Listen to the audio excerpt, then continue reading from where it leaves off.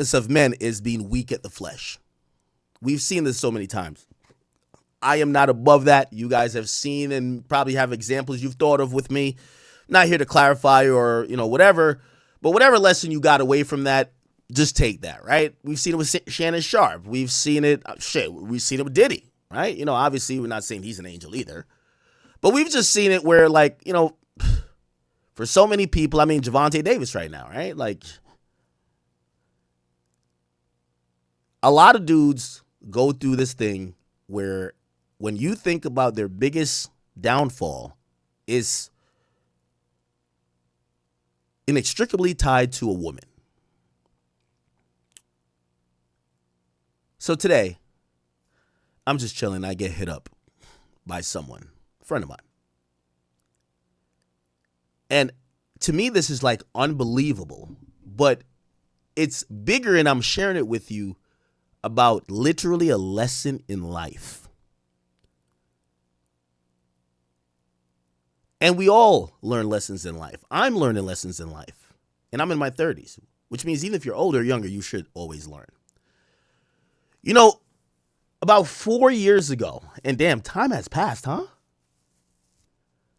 4 years ago. 4 years ago,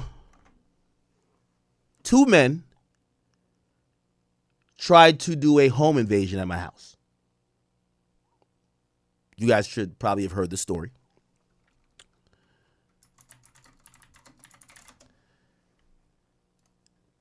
It made the news.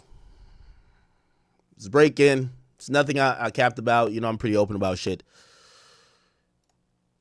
The story goes, a friend of my ex at the time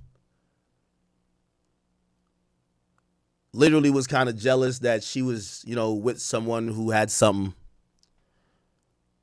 When she got invited to my house, she basically did a Tylil, hit up her boyfriend, said, hey, listen, I think they got some bread up in here. Pull up. The nigga drove 6 hours, arrived in the wee of the morning. Him and another man hopped out of the car. Gladly, I was awake at that time. I noticed there was a car eerily positioned by my driveway because I live on a street that there's no one at, and nobody does anything. At first, I thought it was the cops. Wasn't the cops. Me. I already called the cops. I'm like, hey, is that y'all outside? By that time, two individuals are running up, holding AK-47 style rifles. They ran past my multi-million-dollar car collection. They ran past the front door. They literally, as Dirk would say, went to the back door. They tried to open the door. And by the grace of God, and thank God, that door was closed. Door was actually closed by my ex at the time, who, she had went out to smoke. In between the time the other person had opened it, and we do door checks, they locked all the doors. Anyway, police came, they chased people, blah, blah, blah. Okay, I'm trying to speed this up. I know I'm speaking a little bit slow. Essentially what happened is that, police caught these people. So this young woman here was the friend. She was actually in the house at the time. Police actually went upstairs and arrested her because, in figuring it out, we figured it out within 10, 15 minutes after the cops came. I looked at my camera and it was weird. We have break-in for people steal cars. I run past millions of dollars of cars. Well, I run to a specific door, that back door. Looking at the camera, she had acted like she went to sleep hours before. So she was missing in action in a room in my house. But she was texting her boyfriend the whole time while he was on his way. When I looked at the phone, I'm looking at surveillance. It shows her walking to the door, opening it, and confirming that the door could be opened because that's the door she was instructing them to come to. Again, by the grace of God, they didn't get in. The police comes. I see the video. I even say to the cops, I said, this ain't got to be Blue's Clues. The person who opened that specific door, like 30 minutes, or was it like maybe an hour, before they came, is this person. Look, they told me they were sleeping. Police went right upstairs, arrested her. And unbeknownst to me was that these two individuals, and you got to be careful who your girl is friends with. If your girl is friends with a bunch of whores, red flag. If your girl is friends with a chick who like killers, drug dealers, and scammers, watch your credit card. The friends of your girl should tell you a lot about her, but I've been naive as well. Also, if your girl says all her friends are strippers, she's a hoe. Let's be honest. But again, I've lived and learned. So, the cops arrest her. They catch this guy later. Thank God to him, he wasn't the smartest cookie. He drove his personal car.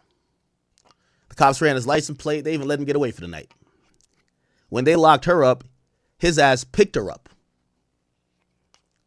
They've been doing crime, backdooring people on some Ty Lil shit for years. For years. The classic Bonnie and Clyde. A chick who's broke, she gets with another loser that's broke, that got a gun. They figure, we're going to just figure it out, rob, steal, do whatever. She'll sell the pussy, she'll do whatever. Just to make ends meet. What ended up happening is that after shit hit the fan, thanks to the great detective work of the people from the police precinct that my town is in, they quickly identified all the assailants and they got all the proof. They took her phone that day, even though they released her, because they didn't have the full probable cause, even though she was on video opening the thing. They didn't have enough for a felony case. But they took her phone and they got a warrant for the phone. They opened up the phone and all the evidence were there. She deleted text, instructing the dude how to get to the house, what to do when they got to the house, what door to come in, how the layout of the house was, and most likely places that she felt money would be within the house. She had pictures, videos, things that I didn't see because I have a big house. If there's 20 people in there, I might not see people for a little bit still. She videoed it and had it and sent it to him. She deleted all about the cops, got it, right? Because when the cops is here, she's upstairs panicking, deleting shit. I didn't know it was her at that point till we did. But like most ignorant Negroes and stupid niggas, nothing deleted on your phone is really gone. So they got all the deleted text messages, the deleted videos. And they quickly solve that crime. They found out that she was talking to him. He kind of gave the idea, and you know how the law looks at women. They could always pull what Alicia Andrews pulled in the Fulio case. My boyfriend is a thug and abusive. I never wanted to do this. He forced me to set somebody up. He forced me to do this. What do you think her story was? So he gets arrested. Actually, this guy was like a modern, he was on his King Von vibe. By the time police catch up with him, he's already in Virginia, caught on 2 separate shootings. Again, thank God he never made it in. He was arrested for some shootings already. So they by the time they catch up with him, he's in custody. They found out the other guy because, in how policing works now, they're not over here like going door to door. They hit that subpoena and they get everything. GPS records, phone records, Instagram records, Snapchat records, TikTok records. We don't care what you got going on. We get it all. Delete it or not, everything comes up. You are on the grid if you use a Apple iPhone, a Samsung Galaxy, doesn't matter. You can't delete it. You can't delete it from your drive online. Google Photos ain't going to save you. They're going to get it. So essentially, they realize that this genius, after conspiring with his girlfriend, recruits another guy because it's going to be a two-man robbery. He recruits the guy via Instagram. Might as well done it through Facebook Marketplace, but whatever. Instagram's good. It's not that bad. So he goes and he recruits the guy through Instagram, and the guy goes with him, and that's what happens. So they catch this guy, they catch the other guy. You know, they have all the proof. They have surveillance video from my house. They have texts from them. They have, everything is just there. Now, I've been telling you, I'm like, I couldn't wait. I wanted to. I was trying to use some type of influence to say to the prosecutor, like, fuck giving these guys a plea. The charges of breaking and entering with a weapon carries up to 20 years. Now, it's interesting in New Jersey because attempted robbery is the same thing as robbery. So you might as well just did it, right? They're going to look at it the same. Now, it might look differently in sentencing, but it's the same charge that carries the same thing. Lo and behold, they're already locked up on a bunch of stuff. And, let me get to the point. This is the point of what I was saying about just men and women. The police go to this woman who has a child, not with him, but with another dude. But this is the new lover of her life. She's been with this guy for a couple years. They go to her and they pull a classic, I don't know, Gunatelli, spider move, whatever you want to call it. Classic Atlanta move.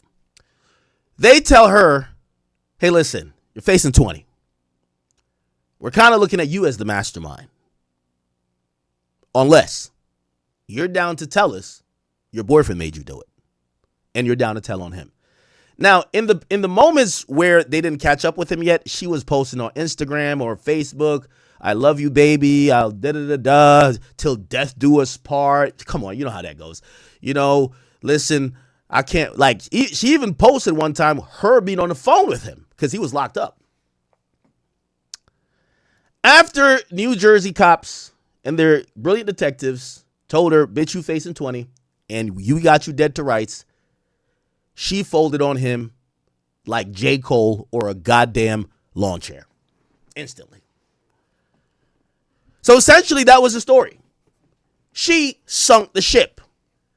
She gives the guy the idea that there's infinite wealth that's at my crib. He bites. He says, all right, this is a good joint. All right, let's hit this lick. He hits up another guy. Let's go do this. They come, by the grace of God, nothing happens, but they're all caught, and she takes the first safety valve out and say, I'll tell on both them niggas.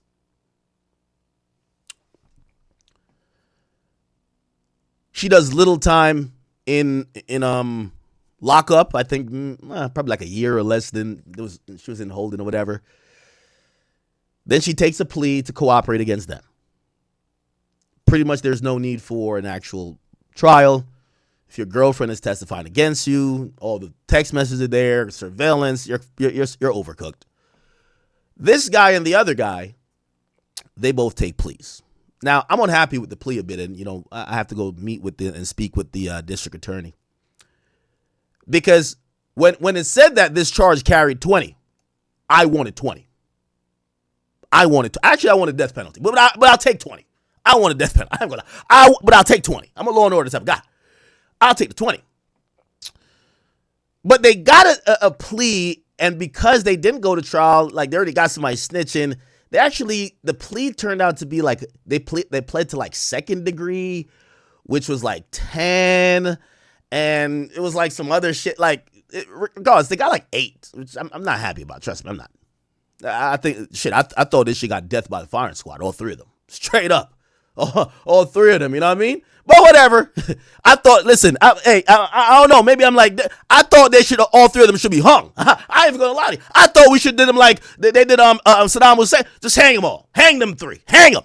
That's what. That's just me though. That's just me. That's just me. You see, I come from Jamaica. We despise thieves. When someone steals from you, you chop their hands off. That's the only way they can learn. When someone steals from you, you chop their hands off. It's a very disgusting act. You can't even forgive it. And the only way they could know not to do it again is if they have permanent. And I'm not saying that's not how legal you handle it. But what I'm saying is that's how sometimes in rural communities they handle those things. Okay, you keep stealing, chop your hand off or chop a finger off. Take something from you. So when you hear me saying hanging or I mean, I'll be cool with the chair too, but whatever. New Jersey a little soft. They didn't want to give it to him. Gave him like 8 years. Whatever. She walks scot-free out of holding or, out of jail because she's telling. Gets a nice plea. She goes back home to her kid. These guys are now doing time. Now, back to the original thing of me saying, even back to the original sin and how men are so weak for the flesh and how most men, the biggest downfall in your life is usually connected to a woman. This man is sitting in jail, in prison, obviously because of his own doing, but because of his stupid ass girlfriend who tried to mastermind something then flip on him, right?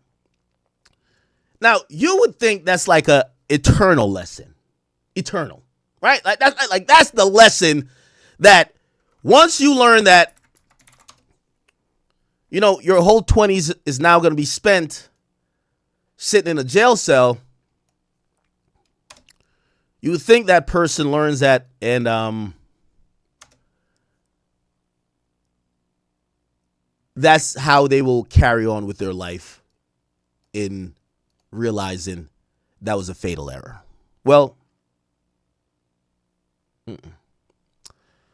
so a part of the story I never told you, in the people that were in the house, there was me and my ex, there was backdoor Tyresha,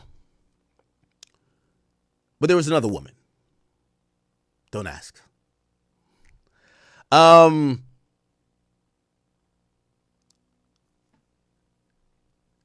story short, the woman hits me up today and says, Ak, you won't believe this. I said, what? She said, do you know the guy that tried to break in with guns that night in 2022 wrote me a letter from prison?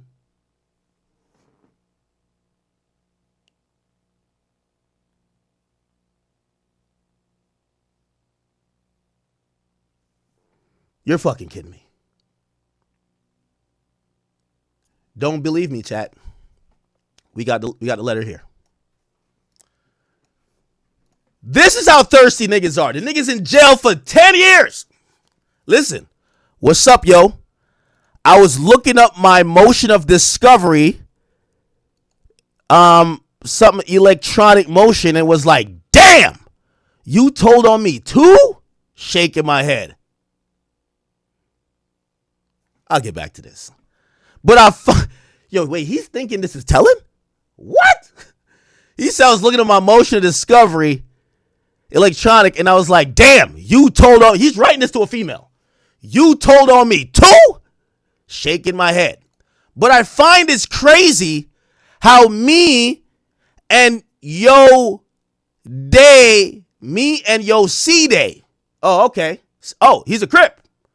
Me and your C-Day, January 6, 2001. We probably could have been cool. But I'm just reaching out to say I'm sorry for everything that happened that night and putting y'all through that.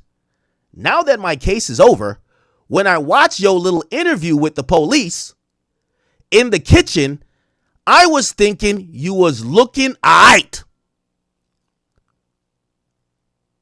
I was thinking you was looking aight. But Damn, you start talking about, yeah, I called 12. I just hope you could forgive me. I'm on JPay. Here's my thing. Add me, because there's much more to say. The nigga trying to bag a bitch. He trying to bag the chick he trying to rob. Yo, niggas will never learn. Chat, niggas will never learn. The nigga said he looked, this is how horny he is. He's in jail. He's watching the Discovery. So he's seen me talking to the cops and, I'm singing like a Tweety Bird. Million miles per minute. Hey, look at my phone. Look at this. Yo, let's go into the server room. Let's go here. You go get all the proof. Yes. He sees the girl, his girlfriend. His girlfriend's also on it too because she gets arrested.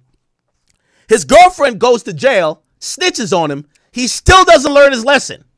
He doubles back and he hits up the other female and he says, you was looking good on that tape telling on me. Holy shit. For the people who might think I'm lying, he gives an SBI number. 000-314 84 what's that? 3J. I just wrote it down. Let's look up New Jersey inmate by SBI number. New Jersey State Department of Corrections.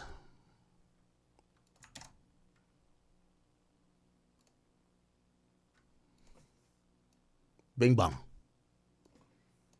Brother.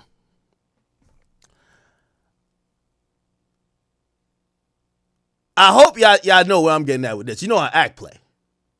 If I was saying that the ramifications wasn't harsh enough, I got to approach not only the prosecutor and the judge, but also the Department of Corrections, because if you have someone who committed a armed robbery on victims and they're locked up currently for the victims and they writing to the victims trying to fuck, like, I'm sorry. Put that nigga in the hole, man. Throw that nigga in the hole, bro. Throw that nigga in the hole. This don't even look like the same nigga, right? Let's see. Yo, who doing this here in prison? Nigga done matured. Okay. I'll be promptly reaching out to the Department of Corrections. He's probably flattered. Oh, no, he'll be flattered when he's in a hole. I'll be promptly reaching out to the New Jersey Department of Corrections. An inmate should not be reaching out as part of a plea deal. It actually tells you you're barred from communicating with the victims at all or even being around them. That's how it goes. That's why you take a plea.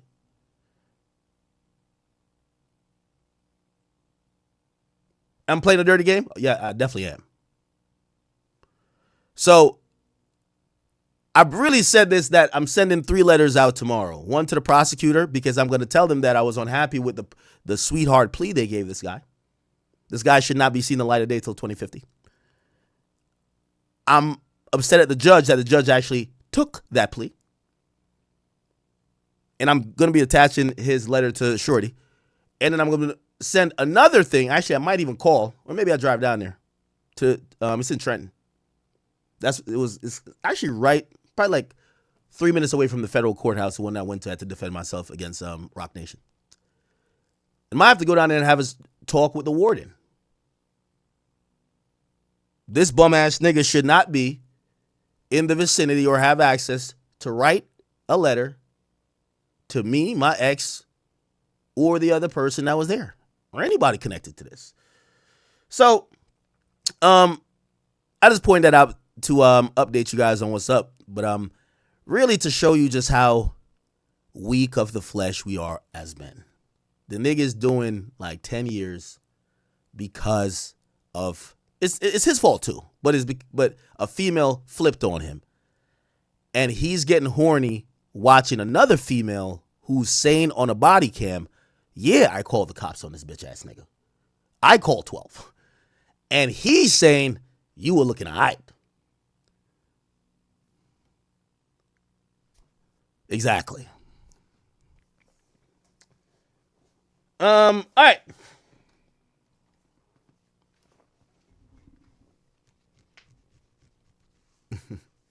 Oh my God! See how with a conspiracy. No, this wasn't written to Cheyenne. Stupid.